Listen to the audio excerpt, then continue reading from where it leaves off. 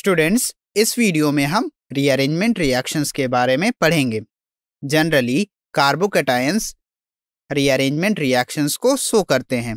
इस रिएक्शन के दौरान लेस स्टेबल कार्बोकैटायंस रीअरेंज होकर हमें मोर स्टेबल कार्बोकैटायन देता है।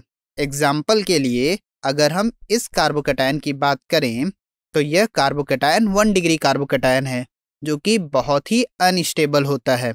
तो यह खुद को स्टेबल करने के लिए सेकेंड पोजीशन पर प्रेजेंट हाइड्रोजन को एज अ हाइड्राइड शिफ्ट कराएगा, जिससे हाइड्रोजन एटम्स कार्बन 1 पर चला जाएगा और पॉजिटिव चार्ज शिफ्ट होकर कार्बन 2 पर आ जाएगा। तो यहाँ पर एक 2 डिग्री कार्बोकैटायन बन रहा है जो कि 1 डिग्री कार्बोकैटायन से ज़्यादा स्टेबल है। लेकिन अगर हम यहाँ पर थर्ड कार्बन पर प्रेजेंट हाइड्रोजन को एज अ हाइड्राइड शिफ्ट कराएं तो हमें यह फिर से रीअरेंज होकर एक ऐसा कार्बोकैटायन देगा जो कि एक 3 डिग्री कार्बोकैटायन होगा, और इसी रिएक्शन को हम रीअरेंजमेंट रिएक्शन कहते हैं। तो आप यहाँ पर देख सकते हैं कि एक 1 डिग्री कार्बोकैटायन रीअरेंज होकर 3 डिग्री कार्बोकैटायन में बदल गया है, जो कि 1 डिग्री कार्बोकैटायन के कंपेयर में बहुत ही ज़्यादा स्टेबल होता है। जनरली रीअरेंजमेंट रिएक्शन के दौरान हाइड्रोजन एटम हाइड्राइड के फॉर्म में या फिर अल्काइल ग्रुप शिफ्ट होते हैं। अगर हमें चूज करना है कि अल्काइल और हाइड्राइड ग्रुप में से किसको शिफ्ट करना है तो उसके लिए एक माइग्रेशन ऑर्डर होता है जो कि कुछ इस तरह से होता है, जिसमें सबसे पहले हम हाइड्रोजन एटम को माइग्रेट कराते हैं, फिर 3 डिग्री अल्काइल ग्रुप को माइग्रेट कराते हैं, फिर 2 डिग्री अल्काइल ग्रुप को माइग्रेट कराते हैं, फिर 1 डिग्री अल्काइल ग्रुप को माइग्रेट कराते हैं, फिर CH3 ग्रुप को माइग्रेट कराते हैं और सबसे लास्ट में फिनाइल ग्रुप के माइग्रेशन को प्रेफरेंस दी जाती है। तो अगर माइग्रेशन के लिए हाइड्रोजन और 1 डिग्री कार्बोकैटायन अवेलेबल है तो हम हाइड्रोजन को एज अ हाइड्राइड शिफ्ट कराएंगे, न कि अल्काइल ग्रुप को। इसके पीछे मेन रीज़न कार्बोकैटायन की स्टेबिलिटी होती है। तो अगर हम हाइड्रोजन को शिफ्ट कराते हैं तो ज़्यादा स्टेबल कार्बोकैटायन बनता है, इसीलिए इसको माइग्रेशन ऑर्डर में सबसे पहले रखते हैं। और आप यहाँ पर ध्यान रखिएगा कि जब भी हाइड्राइड शिफ्ट होते हैं तो यह हमेशा एडजेसेंट एटम से ही होते हैं। ऐसा नहीं होगा कि ग्रुप का माइग्रेशन थर्ड कार्बन से डायरेक्टली फर्स्ट कार्बन पर हो जाएगा। यदि हम रीअरेंजमेंट रिएक्शन को एनर्जी डायग्राम पर रिप्रेजेंट करते हैं तो वो हमें कुछ इस तरह से दिखता है, जिसमें 1 डिग्री कार्बोकैटायन रीअरेंज होकर 2 डिग्री कार्बोकैटायन बनाता है, जिसकी एनर्जी 1 डिग्री कार्बोकैटायन से कम होती है, यानी कि वह ज़्यादा स्टेबल होता है। फिर 2 डिग्री कार्बोकैटायन रीअरेंज होकर हमें 3 डिग्री कार्बोकैटायन देता है, जिसकी एनर्जी 2 डिग्री कार्बोकैटायन से भी कम होती है, यानी कि वह 2 डिग्री कार्बोकैटायन से भी ज़्यादा स्टेबल होता है।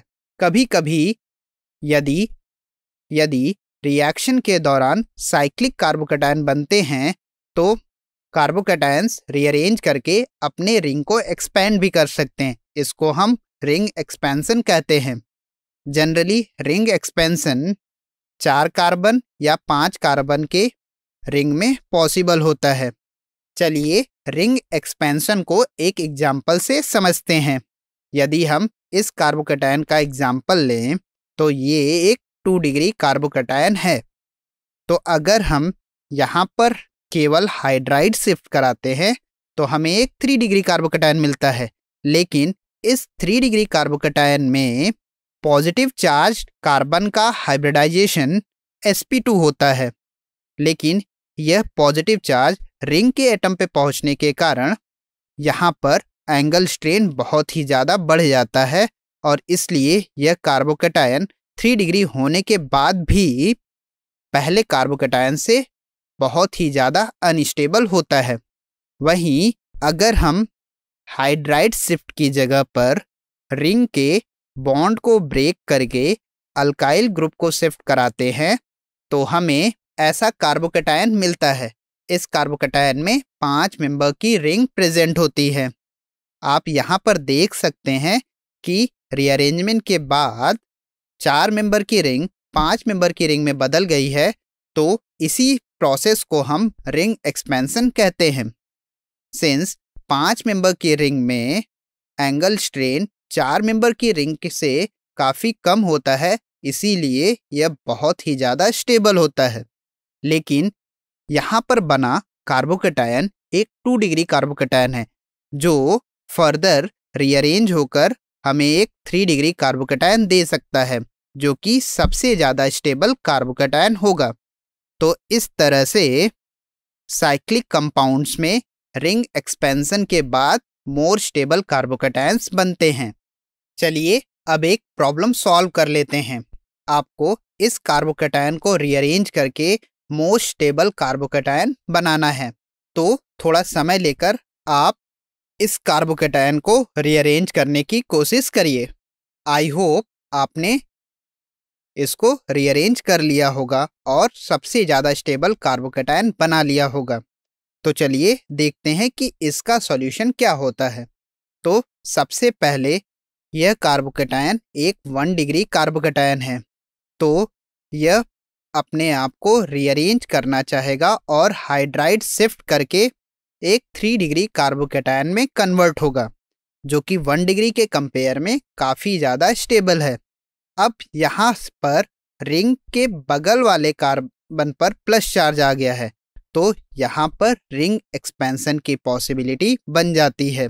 तो हम रिंग के बॉन्ड को ब्रेक करके उसके अल्काइल ग्रुप को कुछ इस तरह से माइग्रेट कराएंगे, जिससे हमें एक 2 डिग्री कार्बोकैटायन मिलेगा, जिसमें 6 मेंबर की रिंग प्रेजेंट होगी।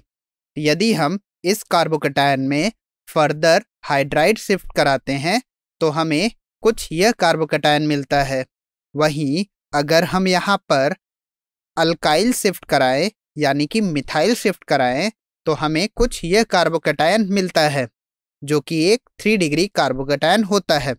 और यह कार्बोकैटायन 2 डिग्री कार्बोकैटायन से बहुत ही ज़्यादा स्टेबल होता है, तो इसीलिए यहाँ पर हम मिथाइल शिफ्ट कराते हैं, न कि हाइड्राइड शिफ्ट। और रीअरेंजमेंट के बाद यह कार्बोकैटायन हमारा सबसे स्टेबल कार्बोकैटायन होता है। आप रिंग एक्सपेंशन कराते वक्त एक बात को हमेशा ध्यान रखिएगा कि एक्सपेंशन के दौरान 3 मेंबर की रिंग 4 मेंबर में कन्वर्ट हो सकती है, 4 मेंबर की रिंग 5 मेंबर में कन्वर्ट हो सकती है और 5 मेंबर की रिंग 6 मेंबर में कन्वर्ट हो सकती है। लेकिन 6 मेंबर की रिंग का अगर हम एक्सपेंशन कराते हैं तो 7 मेंबर की रिंग बनती है, जिसमें एंगल स्ट्रेन वापस से बढ़ने लगता है। इसीलिए कभी भी 6 मेंबर की रिंग को 7 मेंबर की रिंग में नहीं कन्वर्ट करते हैं। अब तक पढ़े हुए कॉन्सेप्ट की हेल्प से आप इन प्रॉब्लम्स को सॉल्व कर सकते हैं।